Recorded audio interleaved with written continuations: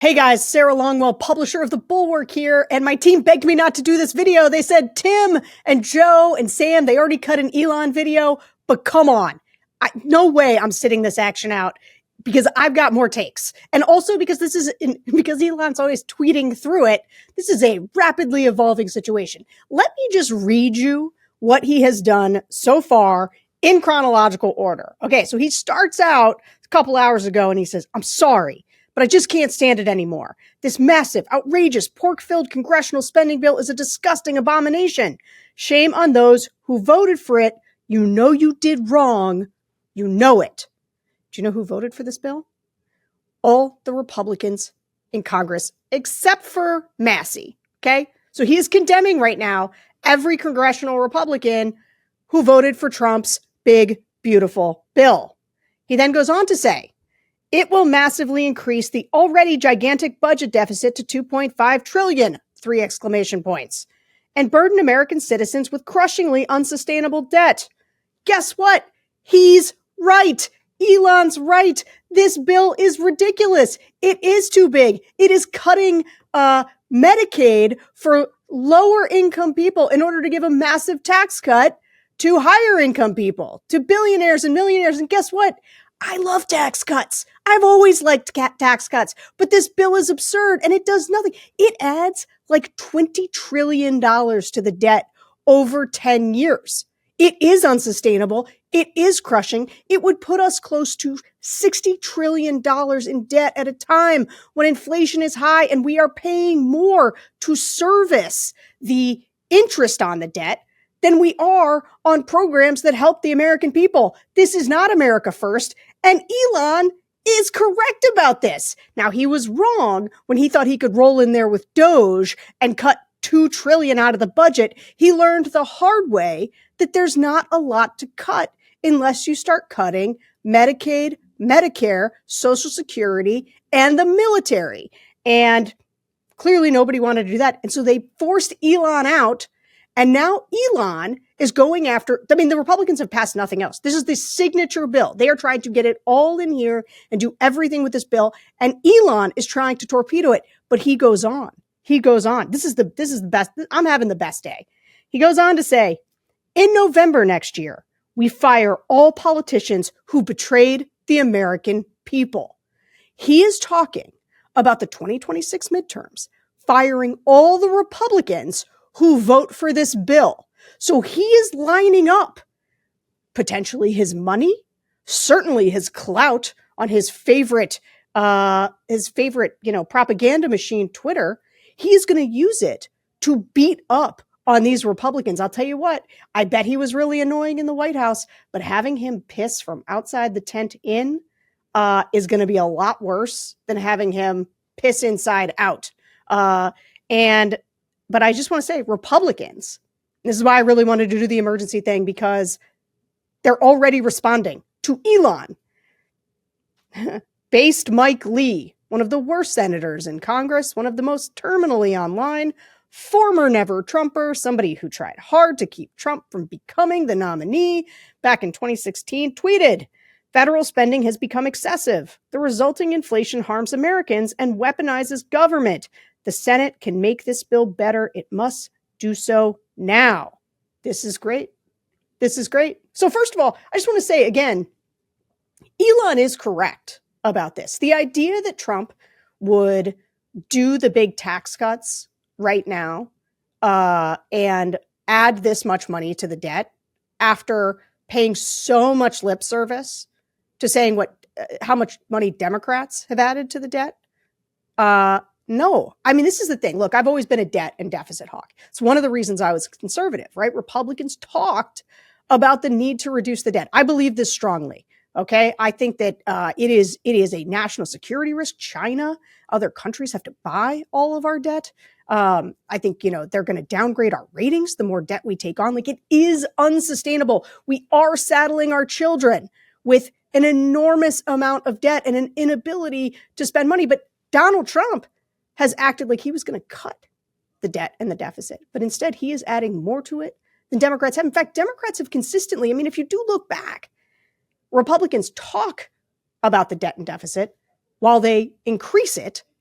And Democrats talk about spending, and yet they have been the ones who have been more fiscally responsible when they are actually in office. That has just been a reality. If you go back, look, and if you just go back and look. And so we are now in an incredibly precarious spot. But the political implications of this. So obviously, I had to unblock Elon from Twitter in order to read his posts because I have not wanted to see a thing that Elon has said for a very long time. I do not think Elon is smart about politics. I do not think he knows anything. I think he was idiotic to claim that. I think it belied how little he knew about the way government works. And look, again, a former squishy Republican here who was like, yeah, we should tighten up government. It should be more limited. I'm pro that. That's not what Doge did. Doge, first of all, it way overpromised, right? There was never $2 trillion they were going to get out of that budget. And then I think they just went in there, as best I can tell, and they hoovered up a bunch of our information. They fired a bunch of people, including they cut off a lot of research. They got rid of USAID, one of the most important and very inexpensive mechanisms for promoting soft power around the globe. And so he did nothing but damage. There was nothing smart about the way he approached cutting the federal government. He had his, guy like Big Balls and these like tech bros that came in. No evidence that when all was said and done, between what it cost the American people and what they actually cut, basically the whole thing was a wash. So Elon has been a massive failure in his role in the federal government. Like, there's a reason they kicked him out. It's because, when Trump asked the other day, is it all bullshit what Elon was doing? The answer is yes, it was all bullshit. But this rift between Trump and Elon, look, I think we used to ask ourselves this question. Can they sustain this relationship? Back when they were, Elon was jumping up on stage in his short little shirt, showing off his belly. And then once he got in the White House, was holding the bizarre press conferences. You could tell that that was a relationship that could potentially end very badly.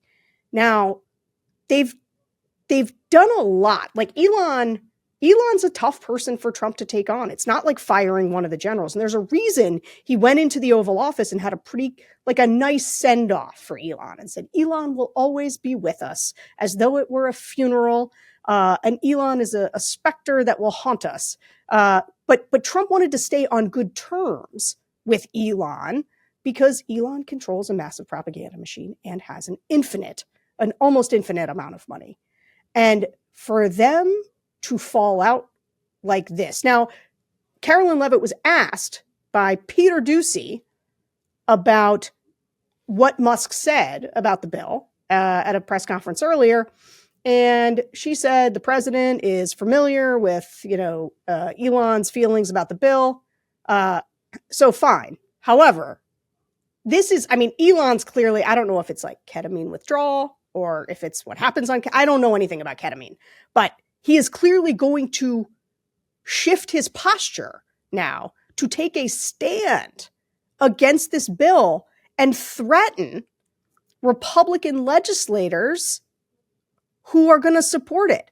That is a massive political development. It means that Elon's going to go after these people and be mad on his website. It also creates real pressure on the Republicans in this sort of tenuous coalition between tech MAGA and populist MAGA, right? There was always like a Steve Bannon, Elon Musk real tension. Laura Loomer and Steve Bannon are over here. Elon Musk and the all-in guys and the other tech bros, they're over here. This is the beginning of a bunch of that uneasy alliance, sort of the tech side or the side that was really thought, Elon was going to be able to go in there and solve this problem. Now that it's clear he couldn't, he's going to say it is because Republicans wouldn't let him. They were not serious about cutting the debt or the deficit. And if he continues to agitate against this bill, it is going to make Republicans really nervous. It's going to put this bill in the crosshair of voters who really, have supported the idea of what Elon is doing, who think we need to cut government, who have cited the debt. Now, look, I'm not naive about voters. I listen to them all the time. They can hold two competing ideas and hold them both as equally true and, without ever recognizing the contradiction. But this is the beginning of an all-out fight, and a political fight that Donald Trump doesn't want, but it seems like Elon might. Like, Elon might want this fight, and part of that could be, I'm not sure about this, but it is possible that despite how little he knew about the federal government, that he is serious about the idea. Like, like maybe he believes what he's saying.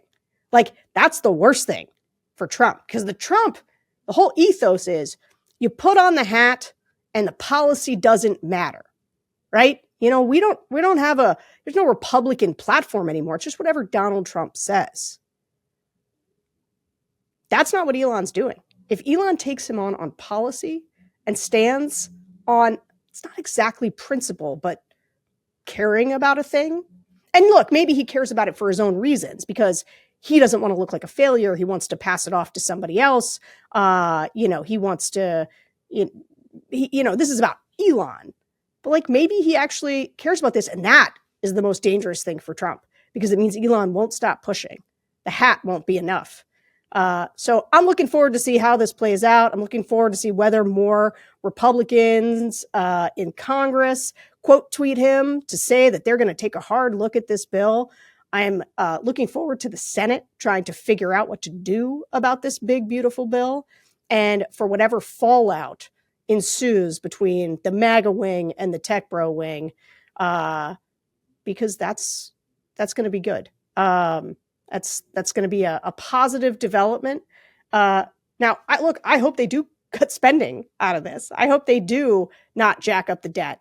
But because that's like genuinely important for our country.